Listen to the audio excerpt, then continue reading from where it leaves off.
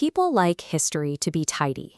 When a piece of technology shapes the world, we want a single, recognizable name to attach it to. We give the light bulb to Edison and the telephone to Bell. So when it comes to artificial intelligence, we naturally look for a lone inventor to put on a pedestal. We want to know exactly who created the systems that are now integrated into our daily lives. If you ask a historian for the shortest, most standard answer, they will point to this man, John McCarthy. In the mid-1950s, he organized a summer research project at Dartmouth and officially coined the term artificial intelligence. Giving the concept a name did a lot of heavy lifting. It carved out a distinct academic space. Instead of being scattered across mathematics or linguistics, machine intelligence became a legitimate scientific challenge with its own funding and a dedicated research agenda. But naming a discipline is entirely different from building everything inside it. McCarthy convinced the academic world the goal was worth pursuing, but he didn't write every equation or build the first working models all by himself.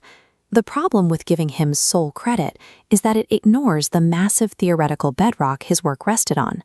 Before anyone could formally study artificial intelligence, someone had to prove that machine thought was even mathematically possible. Long before modern computers existed, philosophers and mathematicians were trying to figure out if human reasoning could be reduced to a series of mechanical steps. They desperately needed a way to express the abstract concept of thought using the strict rules of mathematics. Alan Turing provided that framework. He asked the literal question of whether machines could think, and more importantly, he defined the absolute limits of what a computing machine could execute in principle. Around the same time, Claude Shannon figured out how to link complex logical statements directly to physical electrical circuits. This diagram shows how these ideas locked together. When you combine strict logic, information theory, and theories of computation, the idea of a thinking machine stops being a philosophical dream and becomes a concrete engineering problem.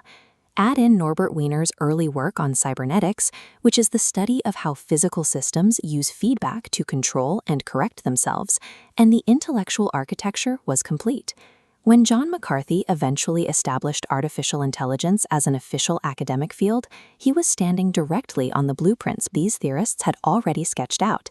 Outlines and theories only get you so far. To actually move from ideas to reality, you need builders. Alan Newell and Herbert Simon took the next step by writing some of the earliest computer programs designed specifically to mimic human problem-solving. This visualization represents their approach, known as symbolic AI. Symbolic AI is a method where human knowledge is translated into strict, hand-coded rules. It treats intelligence like a highly structured decision tree of if this, then that logic. But researchers like Frank Rosenblatt saw intelligence differently.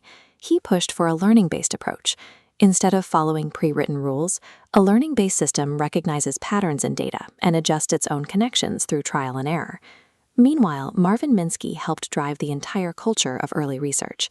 He pushed these competing teams toward highly ambitious goals, keeping the work in the public eye and ensuring the momentum didn't stall out. Testing these early programs required massive, room-sized mainframe computers.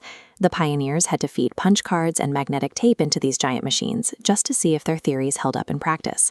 So picking a single creator gets complicated quickly. The answer changes entirely depending on whether you value the person who named the discipline, the theorists who proved it was mathematically possible, or the engineers who forced those early mainframes to actually execute the code. If you look at the physical infrastructure driving today's technology, the idea of a single inventor falls apart completely. The tools we use for generating text, translating languages, and recognizing images require a scale of computing that the early pioneers couldn't have built. They rely on vast datasets containing billions of words and massive arrays of specialized hardware processing statistical probabilities continuously. Maintaining and improving that infrastructure takes vast, coordinated communities. It requires software engineers writing optimization code, linguists structuring language models, annotators labeling data by hand, and safety researchers testing for edge cases. We naturally drift back to the myth of the lone genius. Because a single face is easy to remember, it makes for a clean narrative to put one brilliant mind on a pedestal and ignore the thousands of people working in the background. But the facts point to a much more tangled reality. Artificial intelligence is the result of overlapping disciplines, intense academic arguments, and decades of collaboration across multiple generations of researchers.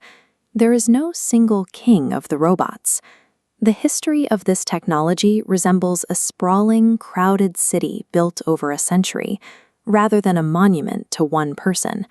And that collective effort makes the reality of how we got here far more interesting than the myth.